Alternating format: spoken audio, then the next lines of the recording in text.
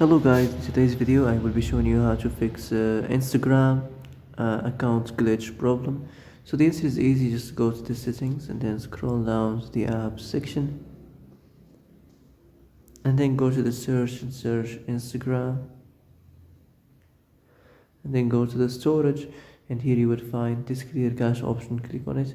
Now you can go check it if it worked, and if it didn't you can try to restart your phone or turn the Wi-Fi off and on, or the Bluetooth or the airplane mode.